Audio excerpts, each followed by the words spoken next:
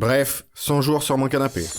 C'était un super week-end qui durait depuis presque un mois maintenant. J'étais sur mon canapé et je parlais avec Brad Pitt au téléphone. Vous avez bien entendu, un vrai téléphone. J'espère que nous n'aurons jamais à communiquer avec des lettres en papier. J'avais un double appel, c'était Cyril. Et c'est parti. Cyril m'a parlé pour ne rien dire. Je lui ai parlé pour ne rien dire. Je me sentais bien parce que c'était la première fois en 5 ans que j'étais allongé sur le canapé à ne rien faire. J'ai dit que je pourrais rester allongé ici pour l'éternité. Cyril m'a pris au mot. J'ai pris ça comme un défi. J'ai répondu que je pouvais vraiment le faire. Peut-être pas pour l'éternité, mais disons que je peux rester facilement 100 jours sur le canapé sans me lever. Cyril a proposé de parier 0,1 bitcoin. J'ai regardé combien ça faisait au cours du moment. Presque 3700 €. Plutôt pas mal. De qui je me moque? C'est mortel. Cyril m'a demandé d'installer une caméra pour la beauté de l'expérience avant de commencer demain. Je lui ai dit que je devais d'abord me préparer mentalement et physiquement, acheter beaucoup de nourriture et créer des conditions favorables. Il m'a demandé combien de jours j'avais besoin. Jours? Donne-moi une demi-heure et c'est bon.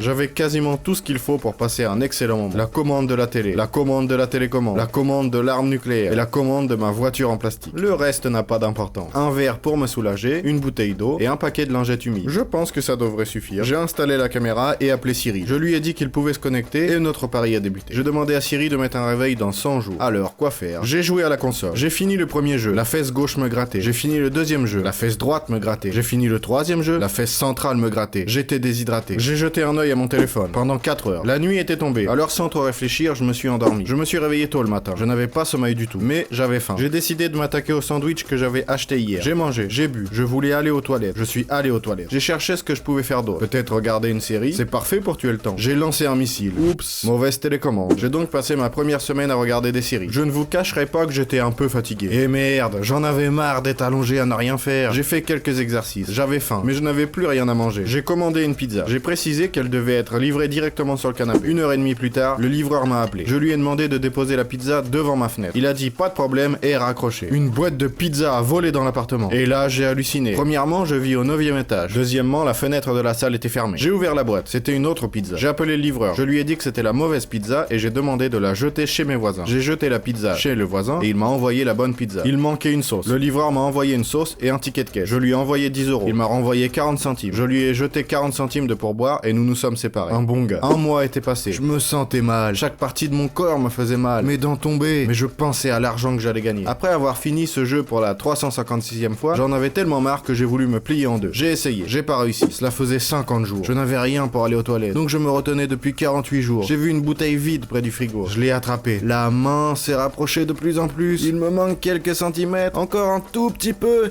Non, je l'atteindrai jamais. Les conditions étaient terribles. Les paquets par terre qui puaient. La télé cassée. Mes os me faisaient mal. Mais je résisterai jusqu'au dernier jour. 92e jour allongé sur mon canapé. J'essayais juste de dormir autant que possible et d'attendre en espérant que ce cauchemar s'arrête bientôt. J'ai rêvé que je courais joyeusement dans l'appartement. Je jouais à l'ordi, je me lavais le visage. Mais quand je me réveillais, j'avais toujours cette même vision d'horreur. Le 99e jour est arrivé. Chaque seconde, chaque tic de l'horloge me rapprochait de mon argent. Et le réveil fixé il y a 100 jours a sonné. Cyril m'a appelé. Il m'a dit qu'il était triste de perdre de l'argent, mais qu'il m'avait envoyé 0,1 bitcoin sur mon compte comme promis. J'avais reçu 40 €. C'est quoi ça? Où sont mes 3700? Cyril m'a dit qu'en 100 jours, le bitcoin s'était totalement effondré. J'ai googlé. Le taux avait vraiment chuté à 400 € pour un bitcoin à cause de l'explosion d'un missile nucléaire en pleine mer. Plus bas, on me proposait de regarder une émission en direct. Un homme peut-il rester sur son canapé pendant 100 jours? J'ai décidé de regarder cette émission. Je me suis vu assis sur le canapé en train de regarder l'émission. Il y avait 1,5 million de personnes en train de me regarder. Les gens envoyaient des dons à l'auteur de la vidéo. Et l'auteur était...